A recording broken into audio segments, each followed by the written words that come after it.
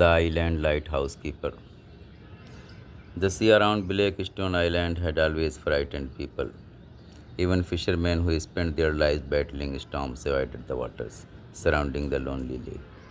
The island sat nearly 30 miles from the nearest coast, surrounded by jagged reefs that had torn apart countless ships over the centuries.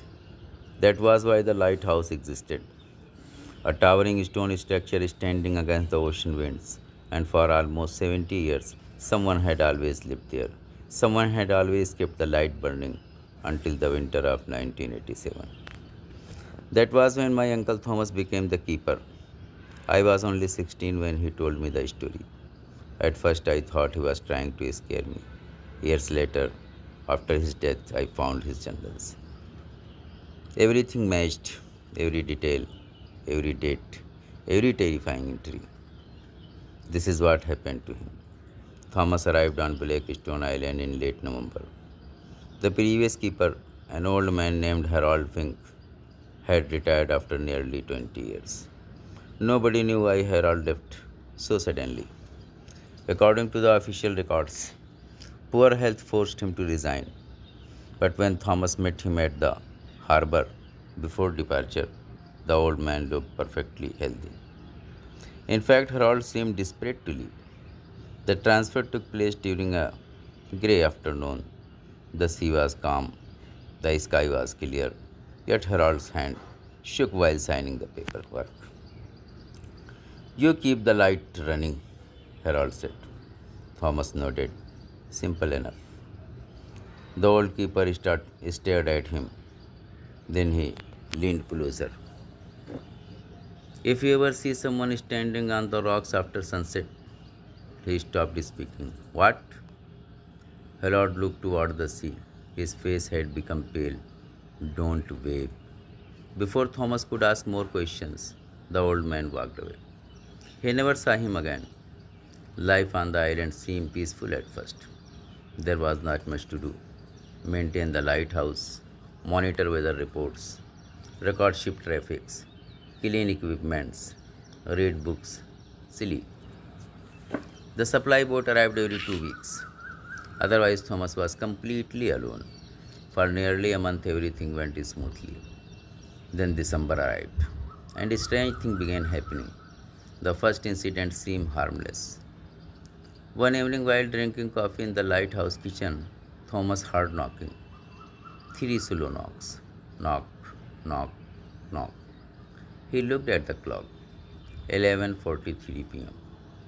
The supply boat was not due for another week. Maybe should have been there. Assuming it was storm debris striking the building, he ignored it. Then the knocking came again. This time from the front door. Three slow knocks. Knock, knock, knock. Thomas grabbed a flashlight and opened the door. Cold wind rushed inside. The island was empty. Nothing stood outside. No person, no animal, no explanation. The knocking stopped. He shrugged and returned inside. The next morning he found footprints. They began near the shoreline and ended at the lighthouse entrance. Bare footprints, human, yet impossible. The temperature had dropped below freezing. No sane person would walk barefoot across those sharp rocks. The prints ended at the door, but there were no prints leading away. Only those coming toward the lighthouse, nothing else. Thomas recorded the incident in his journal. By then he felt mildly unsettled. Nothing more. But over the following weeks, the strange occurrences increased. He began hearing footsteps above him at night.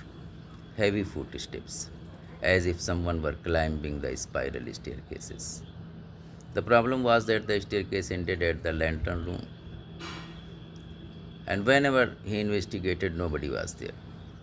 The room would be empty, the door locked, the lighthouse silent. Yet moments later, the footsteps would start again, slow, measured, always circling upward. Christmas arrived. The sea became violent. Huge waves slammed against the island day and night. The supply boat cancelled its visit due to the dangerous condition. Thomas was completely cut off. The storm lasted nearly 5 days, and on the third night he saw the figure. Around midnight, he stood in the lantern room watching the ocean. Visibility was terrible.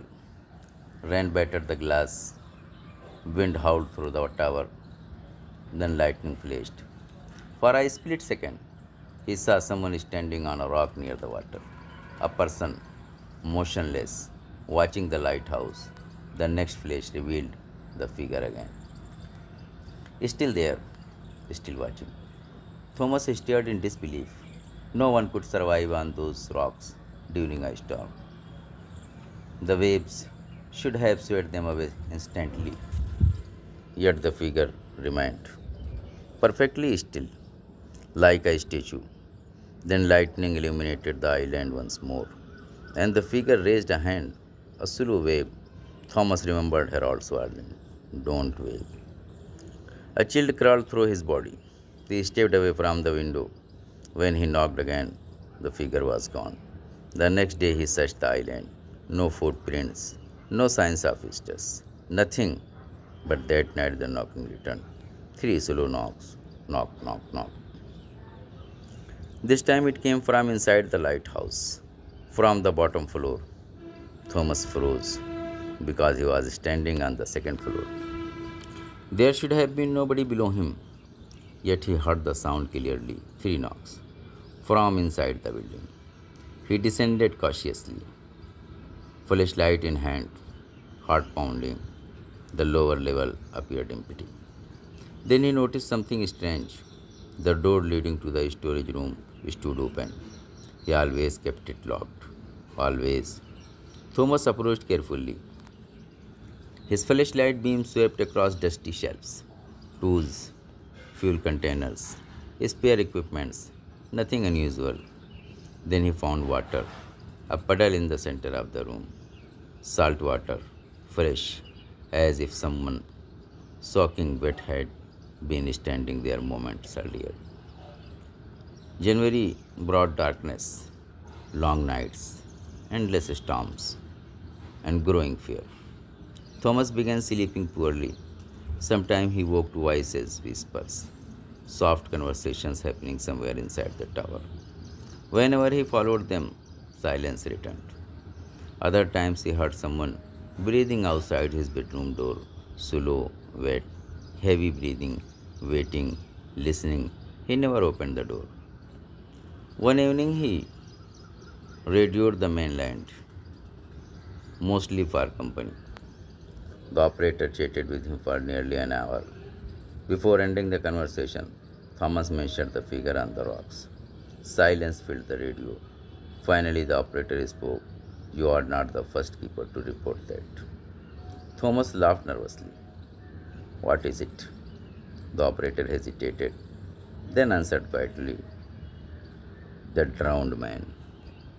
According to local legend, more than 100 years earlier, a ship called the Aura crashed against the reef during a winter storm. Nearly everyone aboard died. Only one sailor survived. The man managed to reach Blackstone Islands.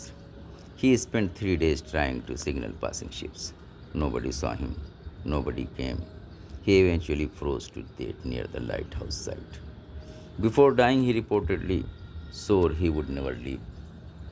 Never stop seeking rescue. Never stop knocking. Thomas dismissed the story as folklore. But deep down, unease continued growing. Then came February 14th. The night everything changed. The storm began shortly after sunset. By midnight, the island disappeared beneath sheets of rain. Thomas sat alone in the kitchen reading. Then the power failed. Darkness swallowed the lighthouse. Emergency system activated immediately. The lantern remained operational. But everything else went black. As Thomas grabbed a flashlight, he heard it knocking. Not three knocks, dozens, rapid, violent, banging against every door and window. The entire lighthouse shook. It sounded as though hundreds of hands were pounding from outside. Thomas rushed upstairs. The noise followed him, louder, closer, more desperate. Then it stopped. Instantly, silence, absolute silence. A voice spoke behind him. Help me. Thomas spun around. Nobody stood there. The staircase was empty, yet the voice had sounded real. Close enough to feel breathe against his neck. Help me. Again, this time from above, the lantern room. Thomas stared upward. Every instinct screamed at him not to go. But curiosity won. Slowly he climbed, step after step. The voice continued calling, always just ahead, always out of sight. Until he reached the top, the lantern room door stood open. Rain lashed the window, the rotating beam swept across the sea. And someone stood inside, a man, thin, pale, drenched with seawater. His clothing looked ancient, like something from another century. The stranger faced the ocean, not moving, not speaking. Thomas could only stare. Then the figure turned. His face was not human, not anymore. His skin hung in strips. Eyes appeared swollen and white. Seawater poured continuously from his mouth. And despite the horror of his appearance, sadness filled his expressions. Deep, endless sadness. The figure raised a trembling hand, pointing toward the sea. Thomas followed the gesture. At first, he saw nothing. Then the lighthouse beam swept across the waves and illuminated something impossible. Hundreds of people stood in the water, men, women, children, all staring toward the island. Their pale faces emerged briefly whenever the light passed over them, then disappeared into darkness. There were too many, far too many, an entire crowd, silent, waiting, watching. The drowned sailor looked back at the Thomas, then whispered a single sentence. They found me. The lantern room door slammed shut. Darkness exploded around him. The lighthouse beam died. For the first time in decades, black stone lights went dark. Thomas later claimed he lost consciousness. When he awoke, sunlight filled the room. The storm had ended. The lighthouse operated normally. Everything seemed ordinary, except for one thing. The floor around him was covered in seawater. And scattered across the room were dozens of the wet footprints, bare footprints, human footprints, leading nowhere. The supply boat arrived the following day. The crew immediately noticed something was wrong. Thomas looked exhausted, terrified, aged beyond his years. He packed his belongings without explanation. When asked why he was leaving, he gave only one answer: I would not stay another night. The authorities assumed distress had affected him. Another keeper eventually replaced him, then another, then another. None lasted longer than 6 months. Several reported seeing figures on the rock. Others heard knocking. One claimed he found wet footprints circling his bed. Eventually, the lighthouse became automated. No keepers remained. No one lived there anymore. Years later, after Thomas died, I found his final journal. Most entries described routine maintenance, weather conditions, ship movements, ordinary things, but the last page contained only 4 lines, written in shaky handwriting. I have copied them exactly. The knocking never stopped. I still hear it at night. Sometimes I wake and see wet footprints inside, beside my bed. And every February 14th, someone waves from the darkness beyond the shore. That journal entry was dated 15 years after he left Blackstone Island. 15 years, and according to my aunt, he never spent another night near the ocean, not once. Yet he remained terrified until the day he died.